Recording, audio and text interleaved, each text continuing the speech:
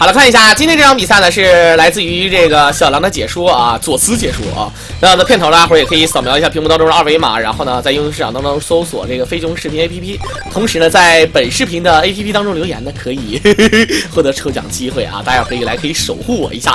好了，片头一开始，小狼就逼逼了半天啊，不知道大家伙不知道是不是要被催眠了啊？但是这场比赛是非常精彩的。然后这场比赛呢，是来自于华阳和叶枫的一场开枪比赛。到目前为止，还有很多人问是想什么叫开枪啊？开枪什么意思？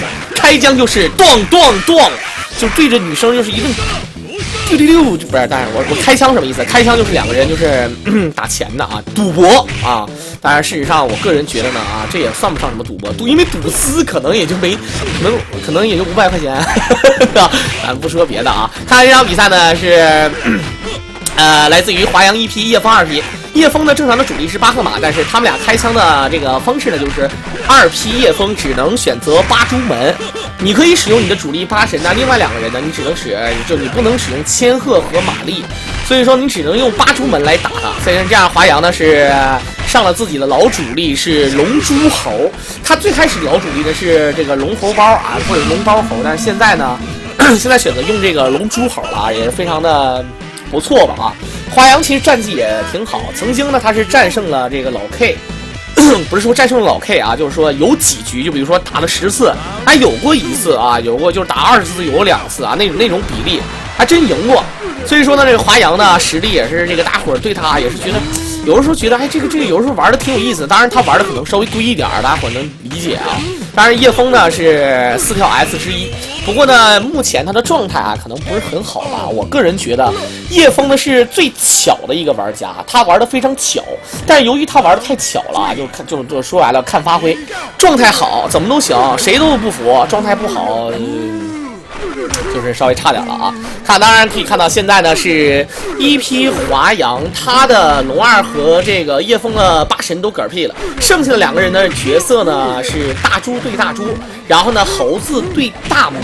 那么这样的话呢，对于华阳来说呢，还有一定的穿刺能力，因为猴子这个人打大门，尽管也不好打，但是毕竟华阳面对大门的这个玩家非常多，他有一定的这个方式和方法，而叶枫呢玩大门玩的不多，所以说呢，华阳呢用这个猴子来打叶枫首尾的大门，看来他是有自己的想法的啊。当然可以看到呢，第一局上来2个人打的还算是比较拼，叶枫呢怎么说也是4条 S 啊，你说你让他用非主流打你，我估计他也白扯，因为华阳怎么说现在也毕竟也有1线中上的实力，甚至达到了1线领先。但是呢，你如果面对4条 S 的叶枫，他选择5强，或者说像这种这么热门的大门跟他打，我觉得也不靠谱。当然，咱们这场比赛是抢15的啊，也就是说15局才到这个不是15局，也就是说打最多的话，可能是29局。啊，才能分出胜利。但是呢，咱们这一次呢是上半场啊，也就是这个第一步啊，他们2个开枪第一步啊，所以说呢，第一步呢并没有分出胜负。咱们先欣赏一下他们2个在前期能发生出怎样的火花吧啊。好了，跳地落地一个蓝金山，第一局呢看似有点像热身，但是叶枫完全没有松懈，他玩的非常的稳，而且切入点掌握的非常好。跳地占比2点之后呢，直接前跳地踢康他，然后原地起跳打猴子不敢动，落地直接蓝金山。华阳呢是直接被对方扣了一个，基本上可以认为就是完全没有反应的感觉啊。好了，第二局还是当然龙珠猴这个排法呢，我觉得怎么排都行。像华阳呢，他如果觉得不靠谱的话，也可以选择用猴子来打对方大猪，因为毕竟啊，这个龙2、猴和大猪这3个人，你只要把龙2冲头，剩下2个人你怎么排都合适。怎么排都是多留一颗气啊，互相多留。来看这一局8神刚过来，2个人抢，哎，这个萧峰经典了。叶枫压剑的时间非常长，跳跃攻击过来，重手接葵花3式。咱们可以看到落地重手前行手，前跳过来，回身一刚，原地起跳地，然后2个人同时出指令头。结果呢，由于这2个人交换体位之后呢，还是叶枫的8神占据了这个指令头的优势啊。指令头呢，如果按照距离方式啊面对判定的话呢，他俩都没有什么优势，但是按照这个延迟的话，那就看谁延迟时间长。所以说指令头呢，只有在距离上啊有优势。如果一旦2个人都特别近抓头气的话，那么就是看谁压剑时间长啊，没有什么说的。来看看这一局叶枫8神1比0之后呢，这局叶枫的8神很爆啊，打得很暴力。跳 CD 抢空被摸一下，然后前跳地下重腿。华阳好像是没有任何做这个蹲防的反应，因为八神呢，他没有什么第一时间快速远距离的打蹲姿的打这个对方站姿的招式啊，也就是说打对方的腿腕，但是他有一个下重腿，这个招式呢说白了啊，应该说副作用特别大，所以说呢，这个叶枫呢，在刚才这种情况下也是孤注一掷，因为没有血了，你也没有血了，我拼你一下也可以，利用对方防守的习惯啊，是摸到对方。当然这一局可以看到猴子是起到了一个翻盘的效果，但是好像并不靠谱，挠过来3点，下盘3点接必杀，这还是一个超比啊！但是这个跟大伙儿讲啊，就是猴子啊，他打大猪的时候可以这么玩，就跳跃攻击，不管是2连还是3连，然后下盘3点可以接这个超必杀。但是如果要不是大猪的话，尽量是下盘2点就接，千万不要下盘3点接必杀啊！这样的话容易接不上，你懂的，浪费气儿，浪费机会不说啊，很可能还会让对方抓住这个反击的机会。来看这一局大门，华阳的这一局并没有被对方八神所这个震慑住啊，猴子的翻盘能力是很强的。飞翔脚下重手起飞啊，刚才的下重手如果再近一点的话，确认出这个直接的正反腿的必杀的话，那是很靠谱了。来看看超必杀，应该是没有死。这个蓝之山的超必杀呢啊，这个血量是非常少的。好了，下清手，但是并没有什么卵用啊。超必杀之后，然后下清手直接蓝之山啊不，直接反正就是这个意思啊，打猴乱动。咱们还下清手蓝之山抓一下。这个事实上，觉得打猴子的时候呢，猴子总是莫名其妙被打中延迟判定之后呢，他想要起飞或者是起跳，你一起跳岂不是就没有防守的这个姿势了？刚松懈一下被对方直接粘蓝之山，所以说没招啊。0比2，叶枫呢是连胜2局。好了，看前跳递过来，这是压制，有晕点，这是白送啊！好像华阳这么用这个龙2跟对方八神拼，至少我觉得这2局啊，到目前为止这3局呢都没有什么太大优势，完全就是被克制住了啊！因为正常来讲呢，我觉得华阳他不是这个不会防，他是防的不好，就是他玩法呢是以防为主，但是防的可能刚才不够好啊，现在还没有抓住这个非常巧妙玩法的这个叶枫的这个软肋啊，挠一下飞翔脚，但是这个能量闪身也是让华阳醉了，好在是叶枫也没有消风之后也没有抓住什么好的机会，起飞过来回身一掏，葵花1点原地起跳再找机会，前站壁空防落地直接前轻手接葵花。其实接前轻手接葵花也是有漂亮，原地起跳空防，哎呀，这个八神没谁了啊！这么玩这个八神有点恶心。咱们尽管看一下华阳是变换了出场阵营，但是并不好使啊，因为本身猴子打八神其实不好打，直接被摸到。看看这一局大猪转球下盘，哎呀，这个直接的反摇腿原地起跳臂，轻手背刚。然后呢，再找这个机会发波一下，远距离空中跳地抢空，这句明显叶枫是要1v3的节奏啊！前轻手只能够抓过来，大猪微微有点怎么说，还是微微有点这个胆怯啊！因为看到这个八神残血，谁看到谁都觉得恶心，因为八神他可以拼，我没有血，我光脚，我不怕穿鞋的，就好比现在这个韩国和朝鲜似的，对吧啊？你这个韩国能打过朝鲜吗？肯定打不过啊！咱为什么说打不过呢？咱们抛开这些讲，就首先就是朝鲜我不怕疼，对吧？我本身虽然说不是原始社会，但是我本身没什么好，你那么好是吧啊？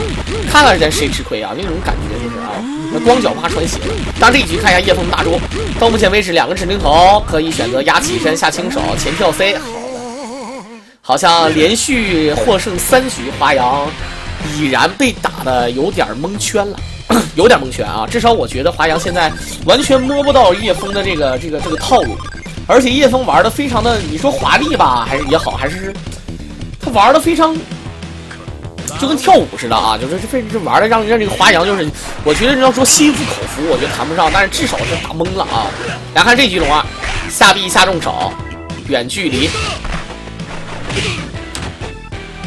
掏裆手过来皮鞭一下，看看八神远距离葵花第1点，第3点跟上，前跳 C， 跳起来被撩，踢一脚再跟，看看现在跳过来重手前一手，哎，接了一个轻手的葵花啊，然后没有什么判定，再找机会，好了，踢一脚过来，这局2个人拼的还算不错，龙2我感觉华阳这局龙2玩的控制距离控制很好，轻易不前冲，好的这一次直接一个前跳 C。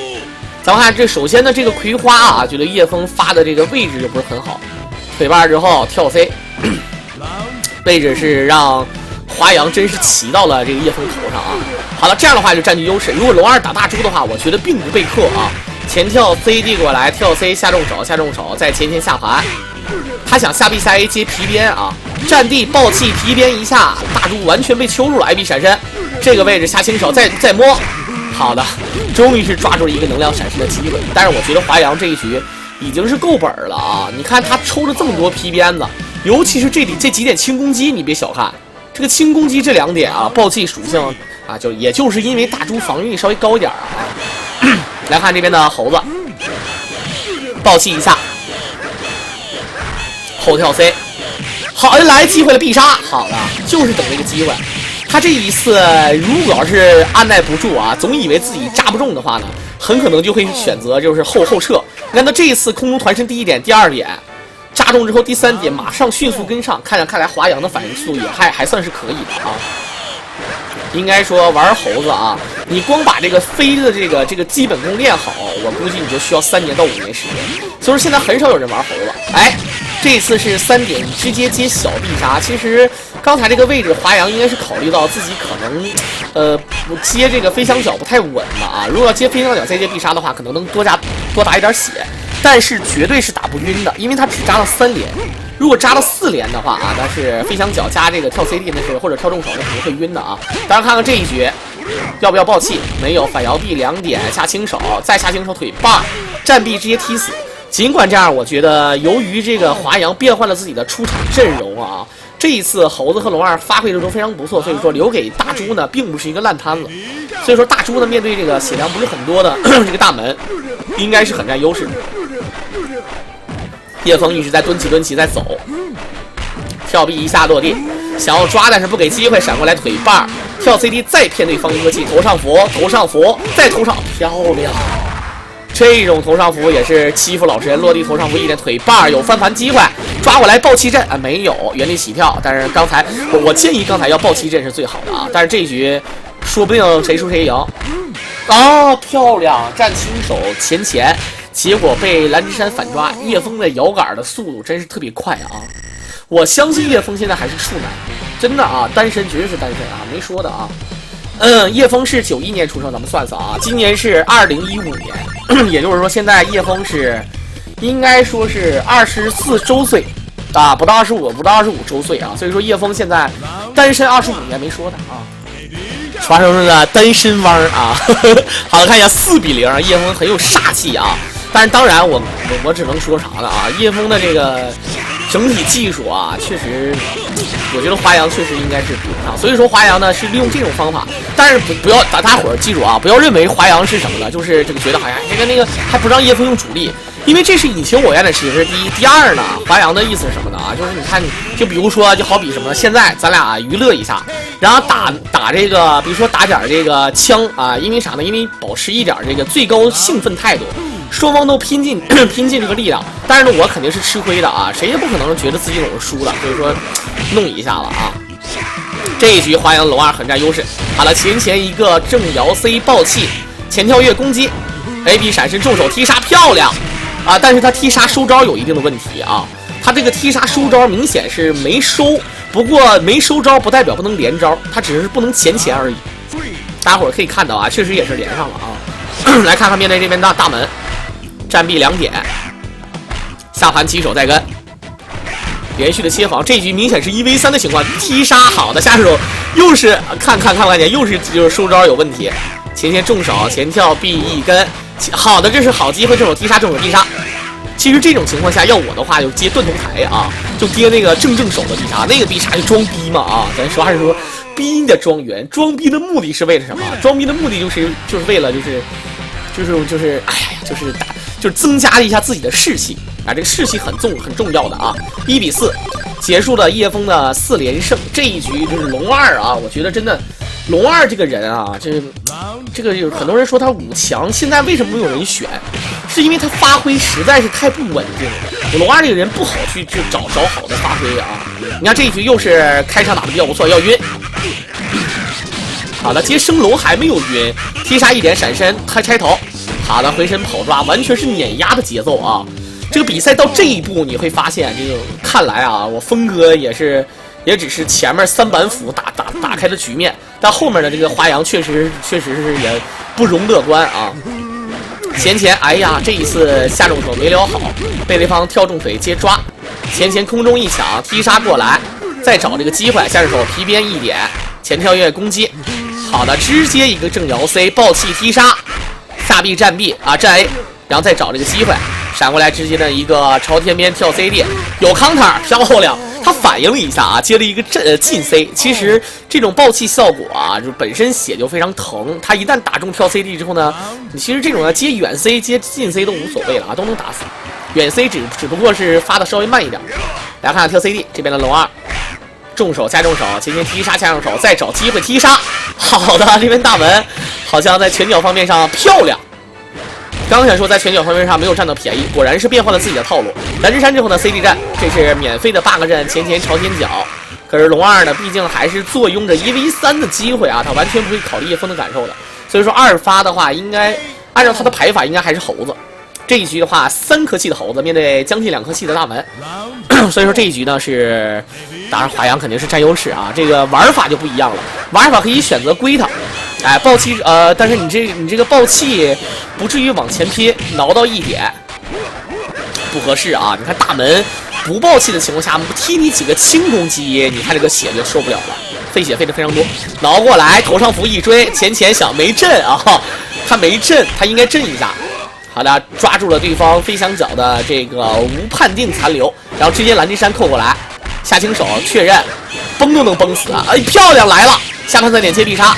没有死，我只能说没有死，也说不准。起飞一点，直扎空中团身飞翔，哎呀，交换体位，挠过来飞翔脚一磨，时间会给我答案。猴子现在只要再磨一下啊，当然只要再磨一下，两个人就平血了啊，两个人就平血。但是咱们可以看到刚才这个猴子，这个跳 C 飞翔脚确实是。感觉叶枫他防的一瞬间能眼睛能看清楚什么样的情况能抓，什么样的情况不能 KO。是我刚夸你2句，就是 long five ready KO， 就是一个大锤敲死了。就大猪，你看这个人变态啊！要不是我觉得现在啊，有什么连招啊，什么那连技好看漂亮，没有用，就跟玩酒吧是一样的，没有用啊！就那一下的就抠你啃你啊，老疼了啊，真的啊！来看一下，直接 C 头，跳地前倾手被拆，皮鞭抽一下，再找这个机会。好的，日语龙二好像他完全把八神给抠住了。刚 CD 都能刚死啊！忍一下，轻手防空，皮鞭忍住。八神现在也是不敢轻易上前，远距离发波，龙二跳臂肯定会占优势，再皮鞭。八神怎么说啊？我觉得应该说在开场过20秒的时候呢，那个期间是对八神产生了这种非常多次的那种限制攻击，八神也是非常讨厌啊，觉得就是闹挺。好了，前一个正摇 C， 下盘起手 AB 闪，哎呀，这个 AB 闪身直接被大猪抓住了枕头，一丝血，皮鞭一抽，结果能量闪身。这种情况下，其实我觉得抓枕头也可以，不过叶枫属于什么呢？就是能动手尽量不抄着的人，我能闪身，我能抓你，我就抓你啊！但是我能踢死你，我就不浪费这个时间了。因为抓的话呢啊，好的，咱们看这一次泽左右是打了一个超必杀，猴子的最高爆发技能，连续的飞翔脚轻攻击，腿绊一下残血的大猪直接被扎死。咱们看刚才跳 C， 然后泽左右这个大猪好像有点发懵。这一下子就是让这个华阳抓住了一个你想想啊，就一个超必杀就是大半管血，何况是打大猪啊，就打大猪啊，就是如果是打别人那血那就不说了。挠过来，直接一个蓝之山，扣一下，摔过来怎么压起身，一闪身则逆向啊，猜都能猜到啊。好的，没接必杀飞翔脚磨一点，但是落地的一瞬间又是被抓蓝之山。好像叶枫对于蓝之山的把握啊还是比较不错。正身位下轻手确认天地反，猴子是白送了啊！他只能说呢，他这一局他唯一的一个优势呢，就是只是单纯的给大猪留了点气儿，但这局也说不定啊，因为毕竟是2-4，两个人这个如果要是华阳大猪，假设是阻止对方翻盘的话，那么这一局打成3-4，那对于华阳来说啊，那特别长士气啊，连胜3局。但这一局看来发挥还是不错，前跳 C， 叶枫在开局到现在都没有碰到对方的身体啊，跳臂朝天脚，这是一个很好的进攻开局，但是并没有什么好的机会。头上phủ2点扣下来，没有8个阵，2-4行头上phủ再阵，叶枫已经疯了，跳地拦老 K 附体啊！2-5这一局输的妥妥了。我觉得这一局就是华阳本身开局可能有点太过于谨慎了啊，开局占了那么大便宜，他打法就变了，有点像咱们这个中国足球啊，中国足球队啊，有点像那个90几年到00几年那个足球队，怎么回事呢？就是你要不领先还好，一旦你1-0领先了，完了。那打法就变了，好像就是认为就是赢对方只有1-0，就保持1-0就能赢了。其实呢，我觉得最好的咱也不能说最好的防守就是进攻，或者最好的进攻就是防守。但是呢，你不能因为你占了一点便宜就想拖时间最后获胜，对吧？是不是这个意思啊？打法不能变啊，打法不能变，除非对方就剩1丝血。对方如果还有这个让你能打1轮的血，那你确实是，你只能说该忍你点忍啊，这个你该出你点出，你不能说一直忍着。来2-5。这局叶枫8神就应该说通过刚才的翻盘，我觉得华阳的心态啊有点乱。你看这就绝对是心态乱了，接必杀都是没有眼睛架啊，轻腿站重手，葵花2点直接第3式跟上前跳 C， 原地跳 C 过来轻攻击掏到手直接打晕。这一局应该说是把这种骄傲的这种神态啊，8神这种霸气完全的表现出来。我也只能说啊，这个华阳这一局应该说绝对是受到上一局的影响的。前跳 B， 指定投了，没输。前跳 CD 回身一刚，跳 C 过来，好像到目前为止大猪还算是很占便宜。臂闪身取消，马上站臂指定投，很聪明啊，很聪明。站臂回身再刚8神，后跳 C 1点，前跳 B 攻击，看看转球被腿绊，大猪跳地，前后跳 C 前跳，华阳也很巧啊，一个这个依靠咱们说小段位攻击的人，打得有点像连招。你看啊，他已经把对方的这个动向啊，已经掌握得比较清楚。华阳呢还好啊，没有让这个对方8神笑到最后。当然，两个大猪对拼呢啊，拼的就是实力了啊，就是同样的人物，转球 AB 闪身后跳地被转球打出 counter， 然后两个人再找这边叶枫占到便宜，回身一泼，大猪要懵，跳 CD 轻手后跳 C。距离短啊，如果距离刚才就是如果距离再近一点，那么就好了。左右，好了，这个战 C， 这个就叫做大摆锤啊！太阳战车2-6，连胜2局。这个刚才那局是翻的，这一局是依靠8神，也就是说啊，这2局呢也是把华阳整体的这个节奏给打乱了。这样的话，比分拉得很开，华阳想要在10分以内获得优势，看来还是有点堪忧啊，有点堪忧。来看这边的龙二，皮鞭一抽，跳 C 抢空，跳地踢杀皮鞭，对方没有气儿啊，这种皮鞭是随便练的，无所谓的啊。回身一刚，跳 B 跳 C 站 B 踢杀，然后再找这个机会，前跳跃攻击。好了，看看远距离，下重手一刚 ，AB 闪身再找。好了，忍一下。这种情况下确实啊就没谁了，皮鞭再抽，轻攻击。好了，再往后伸，感觉好像龙二这个玩法很气人啊，相当气人。前跳 B 好了，直接一个指定头刷，前 CD 取消出波，跳过来被空中一抢，葵花3式好的非常漂亮，落地再抓。时间刚刚好，发一个波结束了。龙二没招了啊！当然，龙二怎么说啊？作为二哥啊，我觉得龙二呢也是在最后的一刻啊，抽出这个皮鞭，摇身一变变成了龙武啊！长这一颗气儿是非常重要的啊。那长这一颗气儿呢，是这样的话，猴子就是3颗气，但是这一局还是劣势，因为对方呢这个8神打猴子本身8神就有一定优势。好的，落地一个准，因祸得福，抓过来重手，再葵花3式过来。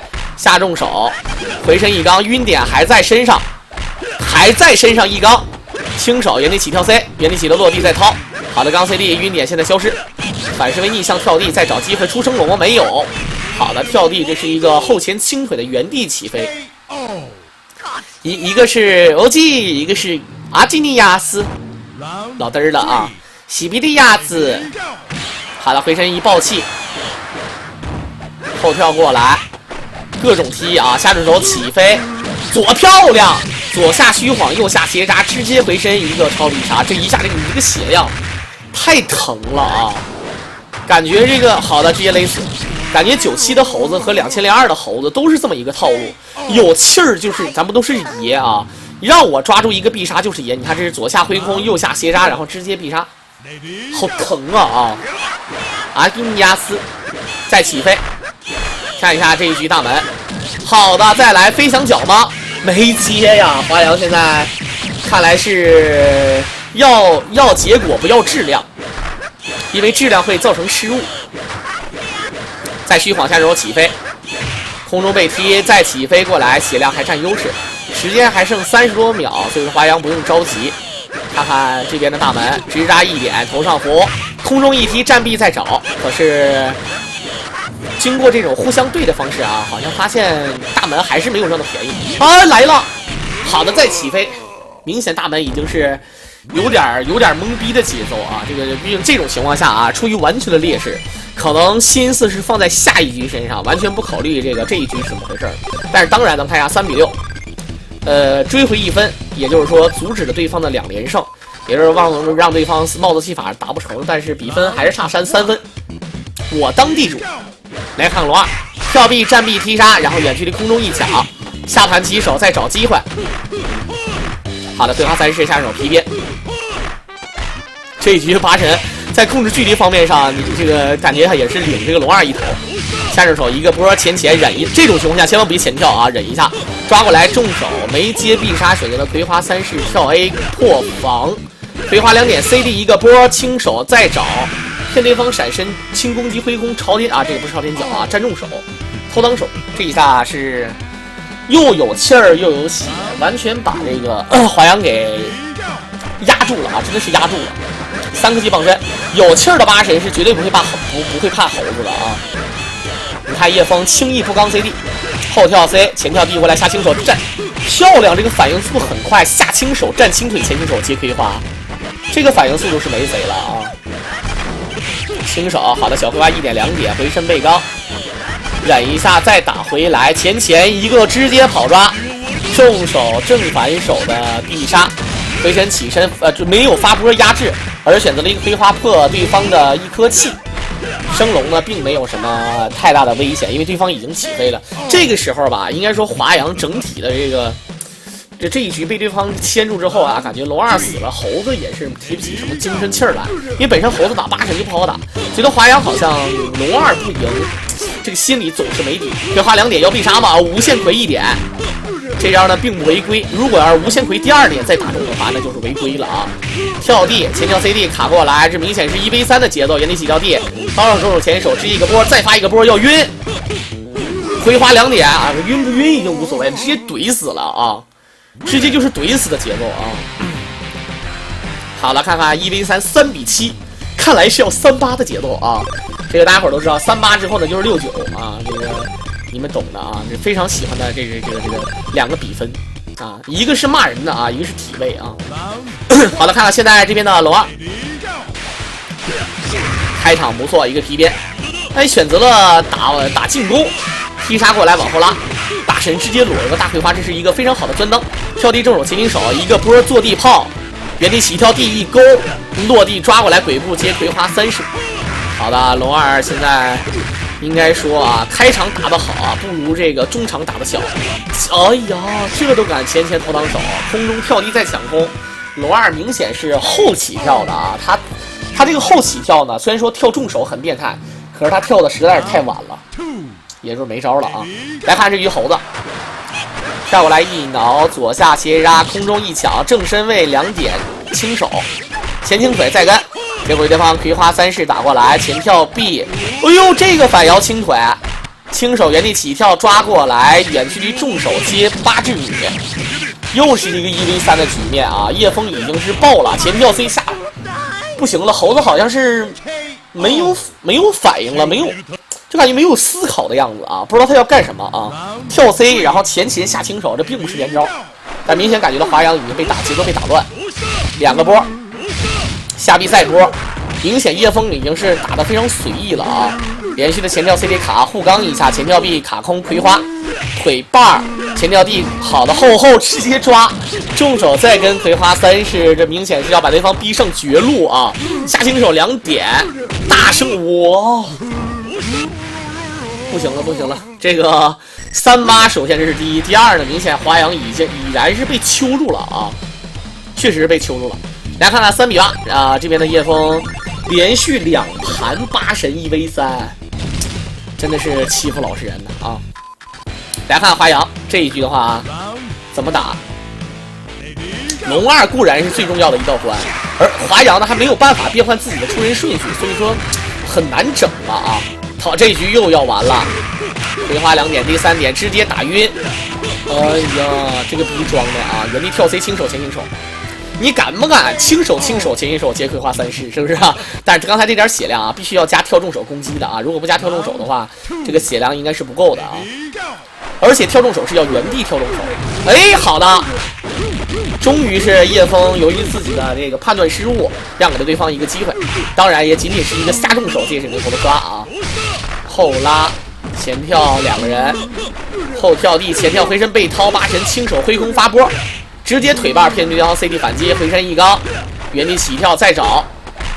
这大猪只有防的份儿吗？回身再刚就是有气儿，跳 C 落地想要抢抓，但是你要是跟龙2抢抓，你还能占点优势，你跟大猪抢抓明显有点扯啊。好的，后跳臂防过来，前逆向，哎呦，这个裸杀。不好说，这个裸杀应该要我说的话，叶枫应该还一个下重手接指令头，这个下重手接指令头，或者是轻腿接指令头啊！哎，果然是下重手接指令头啊！我都能猜到他们的想法。其实呢，很多人说血量够吗？够不够不主要，第一，它能节省1颗气儿，这个就是一笔投资啊。第二呢，就是啥呢？就是你也没办法还一个必杀呀，你还必杀你也不好意思，是不是？下身手一个转球。再转过来，站臂挥空，再抓指令头。看一下啊，轻手挥空，回身一扑，前跳 C， 左右再找机会，回身一闪。哎呀，哈哈，互不拖欠呐！这个叶枫，这是玩大猪的人啊，经常会出现裸杀，但是我怎么感觉这不敲了吗？这不是啊，这不敲了吗？这不是啊。啊，要打死了，但是我觉得就是啥呢？就是你要说故意的，我觉得不至于，因为不合适啊。其实这里我觉得现在裸杀是不合适的。你看还，你就得还这些血，没招啊。好的，右下斜扎，跳 C 一挠。当然啊，咱们说不是裸杀不合适，谁也不想裸杀啊。这不小心摇出来你没办法。当然这一局猴子很爆。看一下大门没有气儿，这是大门最郁闷的情况啊！直扎轻手2点，后拉原地起跳，叶枫已经是处于下风。哎呀，这是好击必杀啊！华阳他选择3点轻攻击，正身外暴气，砰 KO， 太惨了啊！这来，我是一只芒果，果。冰火缩了，果，就那种感觉啊！你说你真是，我觉得华阳啊，觉得就是关键时刻把握不住啊，害人害己啊，真事儿，就害得大家伙认为这一局他赢定了，然后结果就是赢定了，定就是跟我们东北话定就是一个月字旁加一个定力的定啊，这赢定了啊！3比9，现在叶枫已经是马上率先要获得10分的这个机会，当然这场比赛是抢15的啊！来看这局8神。跳了一掏轻腿，没有接头，而是接头当手。严格来讲呢，这个木鸭呢好像不容易中啊。如果压起身的话，站轻腿接这个站重手是可以接的。好了，直接抓过来重手接葵花3式，葵花1点前跳 C 抓过来葵花3式。华阳啊，刚败嘞，华阳江。来看看现在这个这样的话，龙2一死，那就然后就龙2一死就没有然后了，然后就没有然后了啊。，AB 闪身空防落地抓，扣过来，前闪身下轻手，站 B 再找机会回身一刚前跳 C， 回身后前手再找葵花1点2点，第3点跟上前跳 D 再找机会后跳 CD， 明显八神不呀，连续的大哥就是我感觉裸杀这玩意儿带传染的啊，就是什么呢？就是什么呢？就好比我给你打个比喻吧啊，就是一个小村子，这个村子呢有比如说有个20-30户人家，每一个户人家都就养一条狗，就晚上有一家狗的人一顿叫啊，然后另外的狗也开始叫，就带传染，就好比什么呢？好比就是你现在就住那个旅店啊，住那个宾馆啊，什么301几、310几、32几的，挨在一起，对门边上也有。你发现啊，这个屋子里面呀没得，然后你会发现整个的这个屋子里面，过一会儿全都是啊的咿呀的节奏啊，不知道以为唱京剧呢，你懂的啊。来看现在回身一抓，直接转球。好了，峰哥这一局也并没有那么顺，看来这一局双方啊鹿死谁手，咱们还犹未可知。但是大家伙一定要就刚才我叫那2声呢，主要的目的是让大家伙不要睡着啊，就是你们老看我视频睡觉，我觉得就侮辱我啊。好了，前一个懒子山啊，抓过来，估计按他的性格是不打8个阵的。前跳地蓝之山哥哥，你扯这是啊。AB 闪身头上朝天脚，这个五呼什么意思啊？前一个抓，尽管啊这个还有一个猴子，但是我觉得叶枫这个怎么说啊？叶枫这个他打猴子，我觉得他完全不怕。你像现在啊，你像打猴子不怕猴子的人，像什么叶枫、小鸭、何池，这些人都是不怕猴子的啊。你别说，你要像什么灰老 K， 没准他们还怕。哎呀！抱起不抱，反摇 B 1点 AB 闪身，则正是为落地蓝之山，直接蓝之山呐、直接落地回身则逆向吧，逆向，太磕碜了啊！当然，最后呢，咱们可以看到比分是3比10，不过无所谓，这是咱们的第1部比赛啊。这场比赛是抢直5的，而且下一步，咱们大家伙要看清，下一步呢，并非你看这一次差距很大，但是下一步差距就基本上就是明显就是持平了。下一步基本上2个人就会打得非常精彩，大家伙也是给大家伙提前预告一下啊。这就相当于咱们做了一个电影啊，分上下部啊，赤壁上、赤壁下啊，什么太平轮上啊、太平轮下，什么这个 AV 上、AV 下，你们懂的啊。好了，最后呢也是希望2位好基友呢，下一场视频大家伙也是要这个看2位好基友的激烈对决啊。在这里我也不怎么多说，在最后的片尾呢，大家伙也是多支持一下小狼的解说，点击屏幕右下角的订阅来订阅小狼的视频，同时呢也可以帮忙宣传一下啊，在什么朋友圈之类的啊，也是让大家伙找一找童年的回忆。在这里呢，小狼也是再次感谢大家。好了，那么今天的视频也是暂时到这里就结束，再次感谢大家伙的支持，咱们下期再见。